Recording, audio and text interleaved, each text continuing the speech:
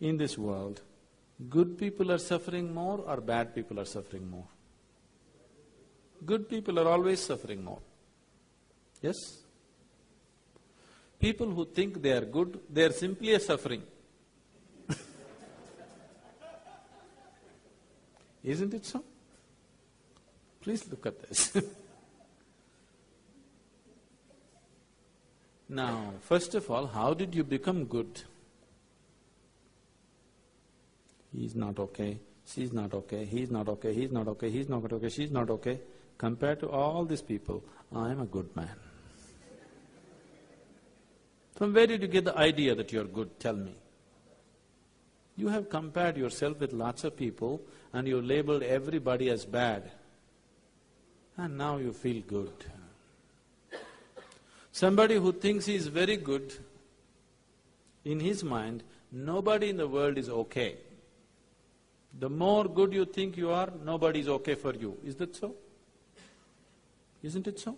People who believe they are very good people, nobody wants to go anywhere near them because they're so good, no life can happen. Your goodness is only in comparison with something else, isn't it? Yes? And you establishing yourself as good and making all these people are totally wretched people, then I am a really good man, isn't it? Isn't it so? Good people won't get anywhere, either in this world or in the other world. Can you take a joke? Do you have good digestion?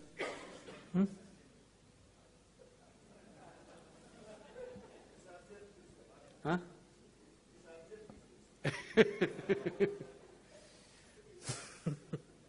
I'm not talking about that digestion.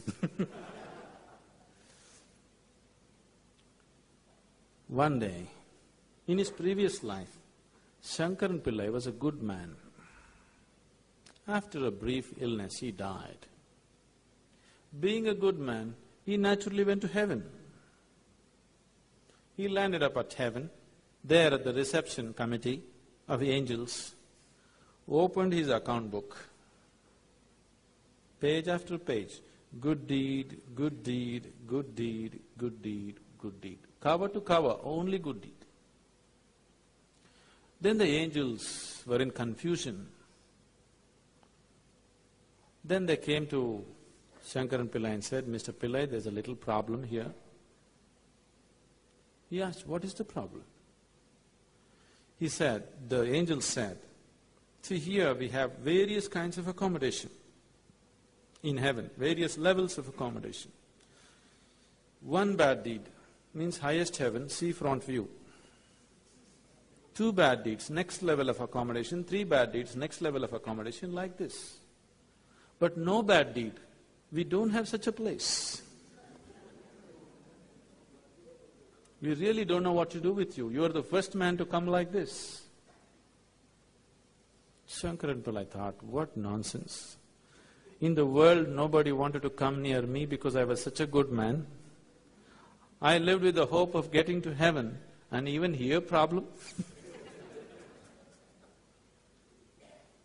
Then the angels had a discussion and they arrived at a conclusion. They said, don't you worry, Mr. Pillai, we have found a solution.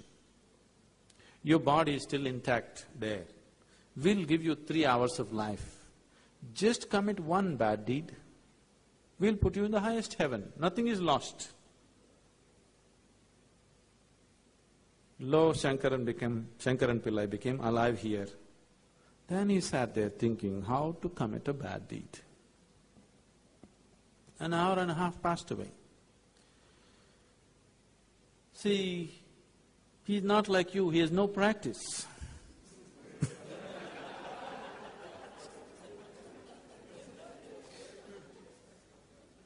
After an hour and a half, he remembered, in the neighborhood, there is a woman who is well beyond her prime, who's been casting inviting glances at him. He being a good man, he never looked that way. Now he thought, okay, adultery is a bad deed. Because after all, he's going to do whatever he is going to do just to go to heaven. So he went looking for the woman. He went and knocked on her door. She came and opened the door. When she opened the door, Shankaran Pillai said, "I want you." "Why, Mr. Pillai, just yesterday evening they told me you are on your deathbed. What is this?" He said, "It doesn't matter, I want you." He went in, nature took over, things happened between them. He doesn't want to die in her house. Time is running out, so he told her, "I need to go." And he came to the door. The woman came to see him off, and she said, "Mr. Pillai, do you know what a good deed you have done for me today?" "One more good deed." What to do? So good people will neither make it here nor there. It's not your goodness which liberates you. Your goodness is only in comparison with somebody else. Your goodness being in comparison with somebody else, it's not about goodness, it's a kind of sickness. It's just like, right now, people are going about like this. They are happy. They don't know what joy is. Their happiness is just that they have things that other people don't have. Isn't it? Now let's say you are all very hungry, but my stomach is full, and I feel so happy that nobody has food, but at least I have something to eat. Is this happiness or sickness? Humanity is suffering from the sickness which is passing off as happiness for most people. Isn't it so? Their sense of happiness is only because what other people do not have. Most people would not be touching the things that they value right now if everybody had it. You hang a big stone around your neck, this stone has become so precious and become such a source of pride because everybody does not have it. If everybody had these big stones around their neck, you wouldn't touch it. Isn't it so? So this is a sickness. This sickness is passing off as goodness, happiness. This sickness will not liberate you. If you're joyful by your own nature, you will be fine with life around you. You will not do anything life negative when you're alive and joyful, isn't it? Have you noticed this? Whenever you're happy, you're very magnanimous and generous. Have you seen? When you're very happy, whatever anybody does, it's all right, you can look beyond those things. Yes? When you're unhappy, you have a problem with everybody in the world. Yes or no? It's not your goodness which will liberate you. It will not your goodness which will bring purity to you. Good people know all the bad things. They're managing to avoid it. Isn't it so? If you're avoiding it, probably you're constantly thinking about it. Yes or no? You are not free from it. You are just avoiding it. Avoiding something is not freedom from it. Now, if you truly begin to experience all these people as your responsibility, will you be a pure being? If you really begin to experience all life around you as 100% your responsibility, would you be a pure being? Yes? Purity comes from inclusion. Goodness comes from exclusion. Please see. You become good because you excluded somebody. He's not okay, she's not okay, he's not okay. From this you become good. But only when you become inclusion, you become pure. With exclusion, you cannot become pure. Please see. Your goodness is coming from exclusion, isn't it so? It'll not work. It'll only cause pain to you. More and good people are always in pain. They are wondering, I am such a good man, but my business is not working properly. My neighbor is such an evil man, but his business is going on well. Why God is not helping me? You are good, but you're stupid. What to do? If you don't do the right thing, nothing works. Isn't it so? Isn't it so? If you want some aspect of your life to work, you must understand how to make it work, otherwise it's not going to work. If you are thinking God will come and help you, I want you to understand, God won't lift His little finger for you. God, what you refer to as God, is Creator. As a Creator, He has done a fantastic job. Can you think of a better creation? You don't understand? Can you think of a better creation than what is there right now? No. As a Creator, His job is just absolute, isn't it? Now it's your job. God is not a good manager, He's a bad manager. He's a great Creator. Management is your job.